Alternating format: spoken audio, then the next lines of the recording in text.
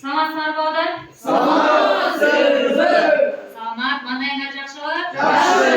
Чарчаган жоксуңарбы? Жок. Жакшы, абдан жакшы. Анда эмесе, өткөн сабак эсиңерде болсо керек, э? Ооба. Эсиңердеби? Ооба. Кайталап алалы. Биринчи топтон Назбике, тура кой. Өсүмдүктөрдүн вегетативдик органдары кайсы эле? Айтып койчу. Вегетативдик органдарга бул сабагы, тамыры, жабыркагы кирет. Жана ошол эле бул органдары күнүмдүк жашоосуна керек болот. Сабагы, тамыры, жабыркагы кирет, азаматтын. Экинчи топ. Тилек. Өсүмдүктүн репродуктивдик органдары кайсы эле? Өсүмдүктүн репродуктивдик органдары гүлү, мөмөсү Жана урugу. Уругу, молодец. Алар Көбөйүү органдары экен. Алар көбөйүү органдары, репродуктивдик органдар деп аталат экен, азаматтын. Үчүнчү топтон Арлен. Дүйнө жүзүндө өсүмдүктөрдүн канча түрү бар? 500 миң. Гүлдүү өсүмдүктөр алардын ичинен 250. 250 миңге чукулуу гүлдүү өсүмдүктөр, азаматсыңар. Жакшы. Анда эмесе балдар, бүгүнкү сабактын темасын билүү үчүн мен силерге ушундай тапшырма даярдап келдим. Тапшырма конверттин ичинде. Ичин ачасыңар, ичинде бир сүрөт бар. Ал өсүмдүктүн сүрөтү.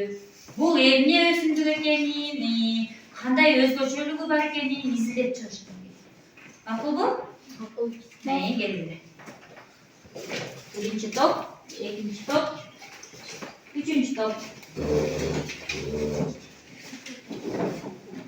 Мен бул силерге берилген өсүмдүктөрдү изилдөө үчүн силерге телефон берейин, интернет булактарынан карап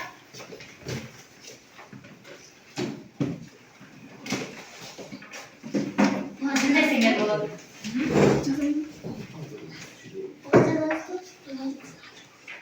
Бірақ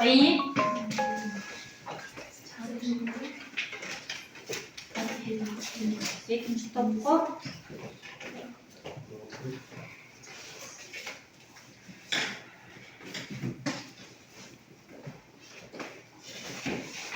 Басып көрсетейін. Üçüncü top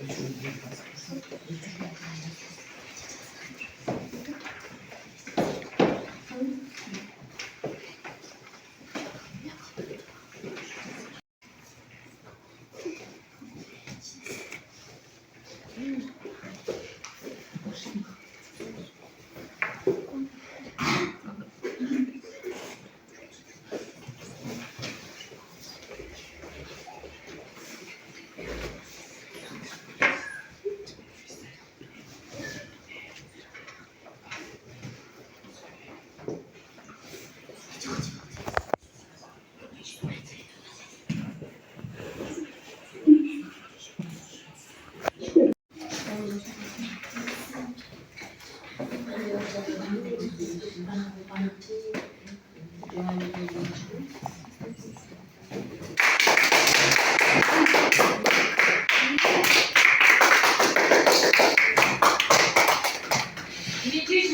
Geldiler dostlar.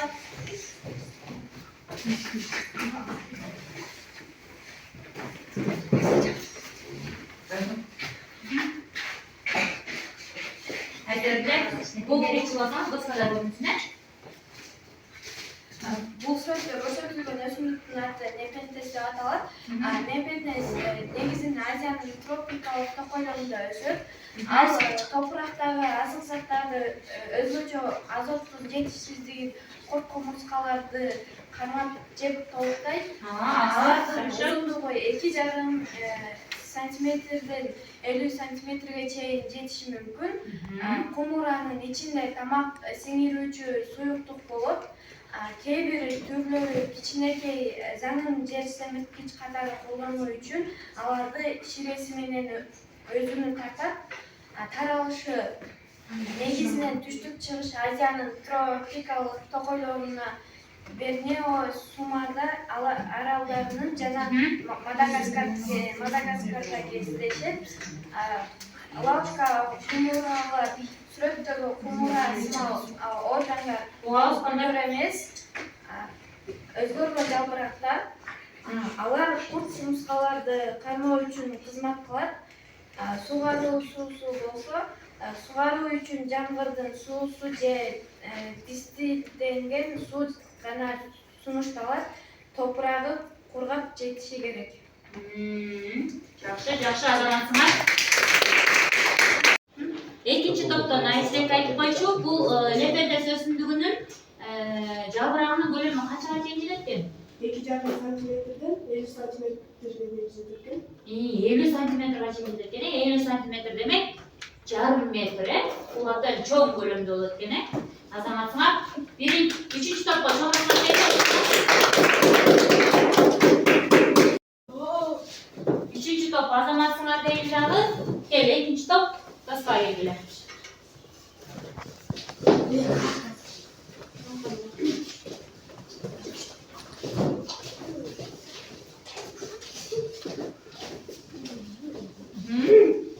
Nasıl kaçacak olacak?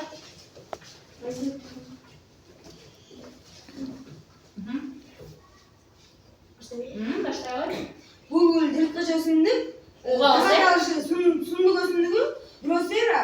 Ал кадимки гүлдөрдөн айырмаланып, курт кумурскаларды кармап жейт. Жалбырактарындагы майда тамчылар жабышкак болуп, курттарды өзүнө тартып, анан сиңирип, тамчылар шекер сыяктуу көрүнөт. Жөнөкөй айтканда, булар коз көрүнгөнү менен бирок курт кумурскалар жейт. Бул өсүмдүк көбүнчө саздак, нумдуу жерлерде өсөт. Мисалы токойлордо же бакка аймактарда. Анын атайын суюк туз чыгарып, куртту акырын сиңирет. Бул гүл кичик болсо да, чыныгы жырткыч болуп эсептелет. Azamatsın, atın ne geldi öyle ayıp başı? Бул гүл сундук өсүмдүгү Дросера. Drosera деген өсүмдүк экен. Суроо, Назимага суроо, бул өсүмдүк кандай жерлерде өсөт экен? Бул өсүмдүк нымдуу жерлерде өсөт экен, мисалы токойлордо чагысат. Азаматсың. Эми Ибрахимге суроо. Бул өсүмдүк эмнелер менен азыктанат экен? Бул өсүмдүк курт кумурскалар менен азыктанат экен. Курт кумурскалар менен азыктанат экен. Азаматсың. Экинчи топтогу азаматсыңар.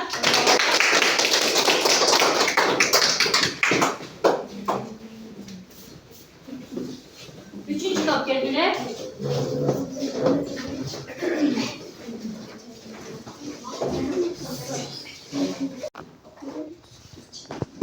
Бул өсүмдүк жырткыч өсүмдүктөргө кирет. Бул өсүмдүктүн аты мухоловка. Башка өсүмдүктөр нур менен азыктанса, ал эми бул өсүмдүк курт кумурскалар менен азыктанат жана азыктанууда фотосинтез жүргүзөт. Жалбырактары экиге бөлүктөн турат. Ичинде сезгич түкчөлөр бар. Жандуу нерсе тийгенде жалбырагы дароо жабылып калат. Латынча аты Дионея муксифула. Ошондой эле мухоловка түндүк Каролина жана түштүк Каролинада өсөт. Кычкыл топуракта, ар дайым нурдуу аймактарда жана күн тийген ачык жерлерде өсөт. Азаматсың.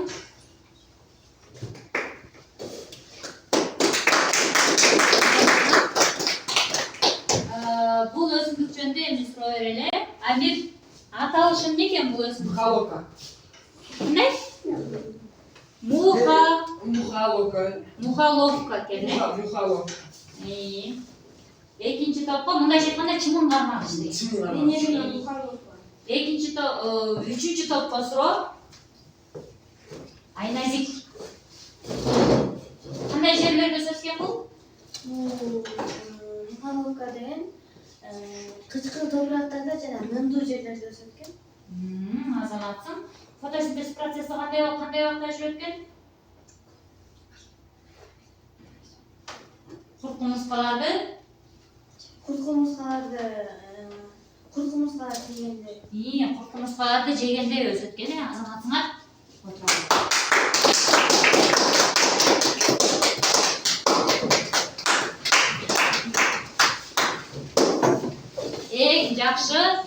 Жакшы. Барыңар жакшы аткандыңар тапшырмаңарды. Эми суроо балдар. Бул өсүмдүк. Дагы ким айтат? Азирет. 3 өсүмдүктөн тең өсүмдүктүн жалбырагы экен. Азаматсың айзирет.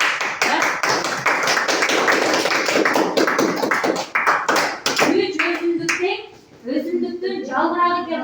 Демек, биздин бүгүнкү темабыз жалбырак жана өсүмдүк тиричилиги, жалбырактын клеткалык түзүлүшү экен балдар, Анда эмесе кайрадан силерге изилдөө тапшырмасы балдар.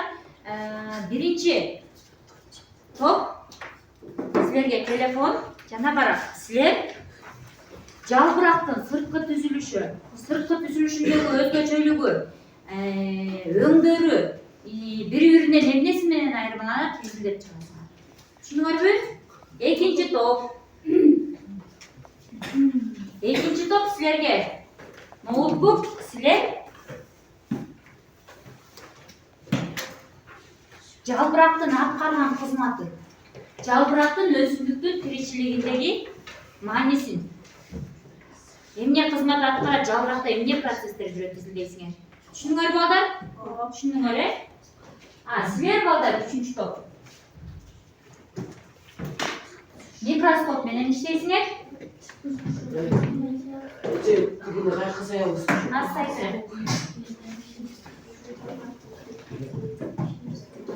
Бул жакта жалбырактын түрлөрү бар. Буларды микроскоп аркылуу көргөнгө дайындайсыңар.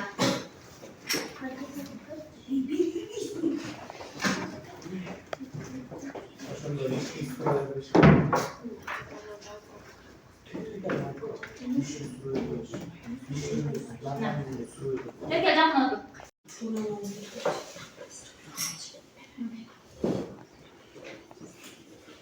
Жаза бердим балдар. Мындан менен жазайсың.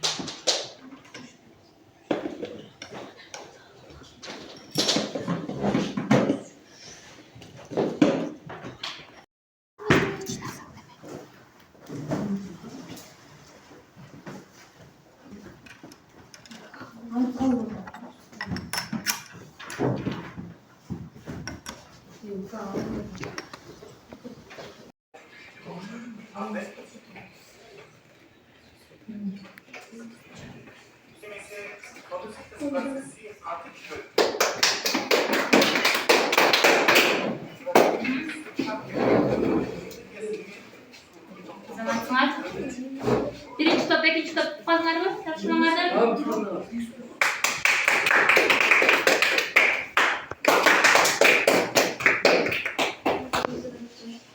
Birinci, üçüncü topun cihindығы her bir okuçu gelip görgülöye жалбырактын клеткалык түзүлүшүн микроскоптон. Sen ne болсаң, айнесик отуруп, түстөп берип тур, бирден келип көрүп тургула. Биринчи топтон баштайлы, кел Байкан.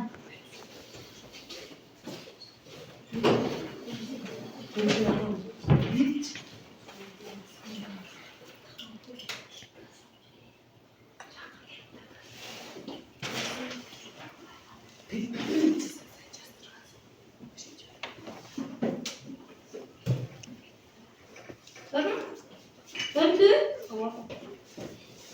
Paneç.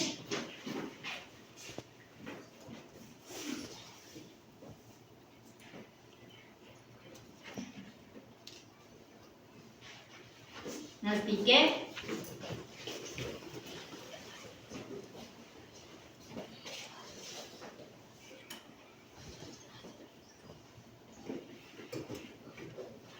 Nazima. Sintezde iki narsa ma'lumken жарык Күндүн нуру, чарык. жарык фаза анан караңгы фаза болот. Ал жарык фазада караңгы фаза жүргүзүлө берет экен, а бирок караңгы фазада жарык фаза жүргүзүлбөйт экен. Ал эми экөө тең күн нуру тиіп, экөө тең жүргүзүлүп, фотосинтез жүргүзүлө берет экен. Дагы болду, эми бине койдулар өзү. Arkadaşlar, sizlerle fotosintez prosesi turamlı söz kılavuz. Мына клеткага кирип баратат, карай берсем, алда Organizmde kalan ötücü proses bulup sanılan. бизди микроскопто мынчалык көрүнбөйт, бирок Ötü gerekli proseslerden. да көрүнүп атат. Fotosintez prosesin alışlardan bulup işerler fizyologu, biyolog jana химик ya Eichenhauser çıkar. Biyolog Eichenhauser çiğin fotosintez prosesin 1770-80 yılları Britan tabiattanıcısı filozof Joseph Priestley dalı izleyip gelgen. Priestley özünün tecrübelerinde şart yüzü üstüne aloid bugündür kılıp aynı gidişmenin cevap koyuyor. Kışkı tekli celsizliğine şam öçüp kalar. Giyinti yolu şamının boşa çıçkanlı yapmanda adamın celsizliğinin çıçkanlı ölüp şamda öçüp kallar. Anan bana Priestley şam cana çıçkanının ösündüktü koşup aynı gidişmenin yapkanda geri çıçkandı görüp ösündüktör kışkı tekli bölüp çıkaratırmanın ilmi işinde görgüzülür. Biyolog ösündüktör günlük enerjisinin negizinde kışkı tekli bölüp çıkaratırmanın al bilgenimiz. Fotosintez prosesi толук кандуу түрдө жогоруда айтылгандай Ян Эйхенхаус кийинчерээк ачкан. Фотосинтез өсүмдүктөр тарабынан күндүн энергиясынын жардамы менен органикалык эмес заттардан органикалык заттардын пайда болушу. Достор, фотосинтез процесси Карайбыз. хлоропласт эки катар мембрана менен капталган. Мембраналар бүтүн өтө жакшы көрүнүп турушат. Хлоропласттардын структурасы өзгөчө татаал. Жогоруда айткандай эле алар ички жана сырткы катмардан турат. Андан сырткары телопоидтерде жана стромадан турушат. Фотосинтез процесси эки фазадан иш жүзүнөн ашат. Жарык фаза жана караңгы фаза. Достор, анда эмесе фотосинтез процессин хлоропласттардын схемасында түшүндүрүп берели. Анда айтып тургандай эле жарык фазада күндүн энергиясы талап кылынат. Ал эми караңгы фазада болсо жарык нуру талап кылынбайт. Бирок бул болсо караңгы фаза түн ичинде жүрөт дегенди түшүндүрүп. Синтез караңгы жана жарык фазасы бар экен дагы. Эмне менен капталат Жана өсүмдүк аба бөлүп мембрана менен. Эмне капталат экен? Азаматсың. Хлорофилл деген сыртынан эки катмар менен капталган органоид болуп эсептелинет экен, өсүмдүктө гана кездешчү, туурабы? Мисалы хлорофилл жаныбарларда же адамдарда барбы? Жок. Ошон үчүн өсүмдүк жашыл болуп атат, ошон үчүн өсүмдүктө эмне болуп атат? Фотосинтез процесси жүрүп атат. Бул жалбырактын эң чоң кызматы экен, Биз эмне дедик эле экинчи топко тапшырма эмне бердим эле? Фотосинтез. Жалбырактын негизги кызматын аныктагыла дедим. Азамат кызмат. Бардыгы. Аябай жакшы аткардыңар, эң отурлар. Суро пайда болгон жок, балдар,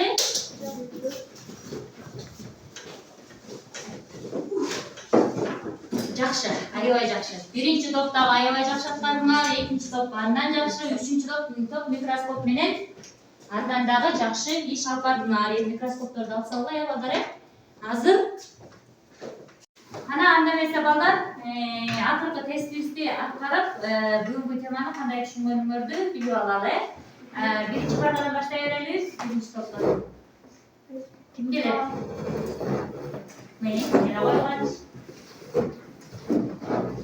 Кастайбек, мачет турасың.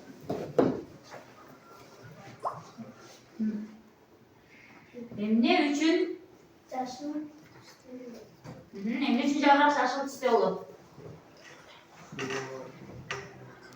Азаматсың. Топтон кел Дастан.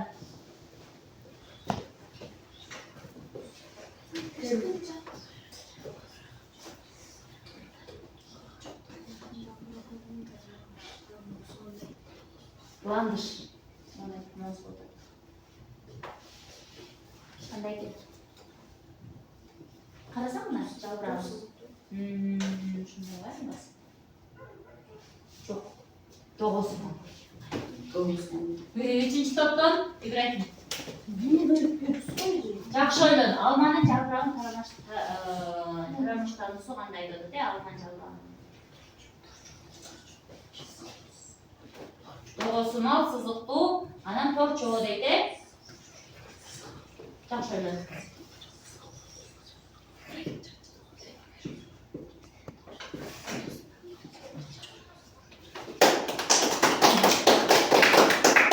Birinci toптан қайра кел Байхан. Сіздерге жарлақта білесің, Аха. Эки жандан ашык болду, аха. жоқ, ақыры тыштырауыз өз ақтара жақан. Жүректегі жабырақ қандай деді, дейін? Азаматсың? Миран елі қойма.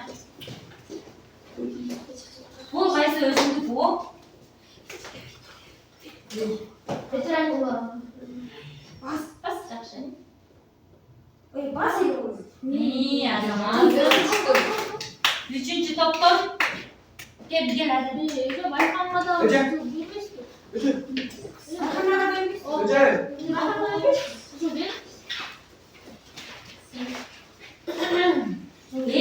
Бұл жерде нейме? Қайындар бізді. Жаттаған біздің қайындарымыз. Адаштырып алған. Жалбырақтың ең сұрпсыз қауығы деп. Демек қайсы тұқай?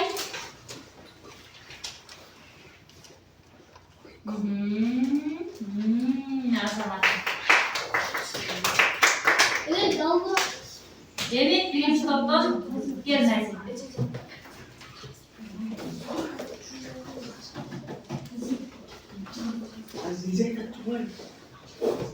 Хлорофилл қайсы тұқайда жарашап.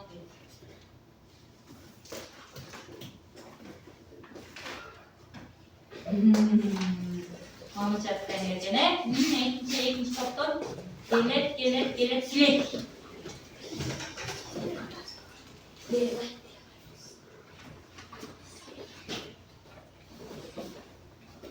Бұланын элексимал түтікчесінің қызматы қандай дейді?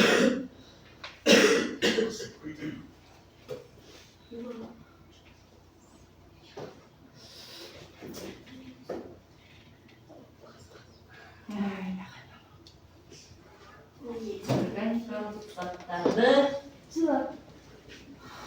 азаматсыңар.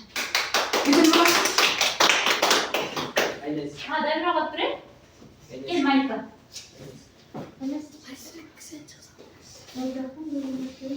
Оңой сұрау келіп тұр, жалбырақтың қызматын белгіледі.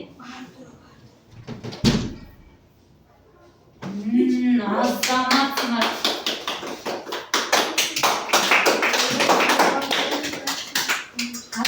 Бүгінгі сабақты жақшы өздөштірдіңөр деген ойдамын. Азаматсыңар балдар барыңар активті сабаққа жақшы қатыштыңар, эми топтогон упайларыңарды санайлы. Сіздерде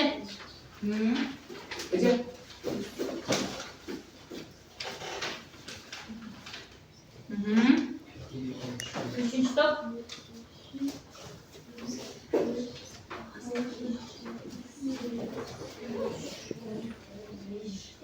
Bizde 10 10 11 ekeni.